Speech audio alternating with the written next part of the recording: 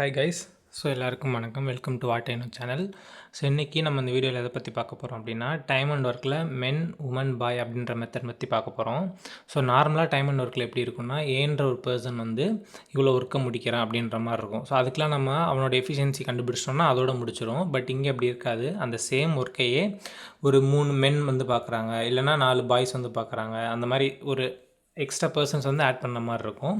So இதை எப்படி solve பண்ணலான்னு பார்க்க போகிறோம். ஸோ ஃபஸ்ட்டு இந்த மாதிரி கொடுத்துட்டாங்கனாலே கிவனில் வந்து எப்படியும் கண்டிப்பாக ஒரு 2 பேராமீட்டர்ஸ் இருக்கும். அதை வச்சு ரேஷியோ கண்டுபிடிச்சி எஃபிஷியன்சி கண்டுபிடிக்கணும். நம்மளுக்கு எப்படினாலுமே எஃபிஷியன்சி தெரியணும் எல்லா சம்லையும். அதனால் இந்த மெத்தட் வந்து நம்ம எஃபிஷியன்சி மெத்தட்னு சொல்லுவோம். ஃபஸ்ட்டு அதை கண்டுபிடிக்கணும். அது கண்டுபிடிக்க என்னென்ன ஸ்டெப்ஸ்லாம் எடுக்கணுமோ அதெல்லாம் எடுக்கணும். இங்கே வந்து 3 மென் ஆர் 4 பாய்ஸ், எய்தர் 3 மென் இல்லைனா 4 பாய்ஸ் 43 டேஸ் ஒர்க் பண்ணுறாங்க. இவங்க 43 டேஸ் ஒர்க் பண்ணுவாங்க, இல்லைனா இவங்க 43 டேஸ் ஒர்க் பண்ணுவாங்க. சேர்ந்து ஒரு ஒர்க்கை வந்து முடிக்கிறாங்க, சேர்ந்து ஒரு ஒர்க்கை வந்து முடிக்கிறாங்க.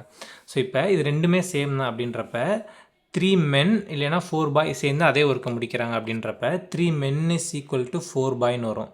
அப்போ மென்னுக்கும் பாய்க்கு நம்ம ரேஷியோ கண்டுபிடிக்கணும்னா m/b, இந்த b வந்து இந்த சைடு வரும், இந்த 3 வந்து இந்த சைடு வரும். அப்போ m/b is equal to 4/3. So டிவைடில் இருக்குன்னா நம்ம இஷ்டில் எழுதிக்கலாம்ல. அப்போ எம்மோட இது வந்து 4 எஃபிஷியன்சி, பியோட வந்து 3 எஃபிஷியன்சி. அப்போ மென்னோட எஃபிஷியன்சி 4, பாயோட எஃபிஷியன்சி வந்து 3. ஸோ இப்போ நம்மளுக்கு டோட்டல் எஃபிஷியன்சி தெரியணும். கொஷினில் வந்து என்ன ஃபைனலில் கேட்டிருக்காங்க, 7 மென். அப்போ 7 மென், ஒரு மென் 4 எஃபிஷியன்சியில் ஒர்க் பண்ணுறான். அப்போ 7 மென் இன்ட்டு 4 பண்ணோன்னா மென்னோட எஃபிஷியன்சி 28 மொத்தமாக கிடச்சிரும். அதேமாதிரி 5 பாய்ஸ் சேர்ந்து ஒர்க் பண்ணுறாங்க. பாருங்கள் அண்டு கொடுத்துருக்காங்க. அப்போ 2 பேரே சேர்க்கணும். அப்போ பாய்ஸோட எஃபிஷியன்சி 3, ஒரு பாயோட எஃபிஷியன்சி 3னா 5 பாய், அப்போ 5 × 3, அப்போ டோட்டல் எஃபிஷியன்சி 43, அதாவது 43. அதாவது 7 மென்னும் 5 பாய்ஸும் சேர்ந்தாங்கன்னா அவங்களோட எஃபிஷியன்சி வந்து 43 இருக்கும் அப்படின்னு வந்து சொல்கிறாங்க. இவங்க சேர்ந்து அந்த ஒர்க்கை வந்து எவ்வளோ நாளில் முடிப்பாங்கன்னு கேட்குறாங்க. இப்போ நம்மளுக்கு எஃபிஷியன்சி கிடச்சிருச்சு, டோட்டல் ஒர்க்கு கிடச்சிருச்சுன்னா நம்ம டோட்டல் டைம் கண்டுபிடிச்சிடலாம். டோட்டல் ஒர்க் எப்படி கண்டுபிடிக்கணும், அவங்களே கொடுத்துட்டாங்க. 3 மென் வந்து 43 நாள் பார்க்குறாங்கன்னா அந்த ஒர்க்கு வந்து அவ்வளோ இருக்கும். அப்போ 3 இன்ட்டு மென்னோட எஃபிஷியன்சி எவ்வளோ 4, அப்போ 3 × 4 × 43 = 516ன்னு வரும். இந்த மாதிரி டைப்ஸில் வந்து இந்த மல்டிப்ளேயர் வந்து அப்படியே வச்சுக்கோங்க. எதுக்கு நான் பின்னாடி சொல்கிறேன்.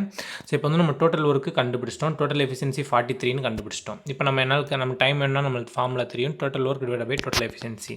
அப்போ total time is equal to total work என்னது 3 × 4 × 43. So divide by total efficiency என்னது 43. ஸோ எதுக்கு இந்த மாதிரி நம்ம கேன்சல் அவுட் பண்ணாமல் இந்த மாதிரி வச்சுக்க சொன்னேன் அப்படின்னா, மோஸ்ட்லி இந்த சம் வந்து எப்படி இருக்குன்னா, நம்ம கால்குலேட் பண்ணி வர ரவுண்ட் ஆஃப் வேல்யூவை விட இங்கே எப்படியும் அதே நம்பரை வந்து திருப்பி டிவைட் பண்ணுற மாதிரி இருக்கும். ஸோ இங்கேருந்து மல்டிப்ளை பண்ணி அந்த வேல்யூ கண்டுபிடிச்சி திருப்பி இங்கே வந்து அதை டிவைட் பண்ணுறதுன்றது எக்ஸ்ட்ரா ஸ்டெப் மாதிரி தான். ஸோ அந்த வேல்யூ வந்து அப்படியே வச்சுக்கலாம்.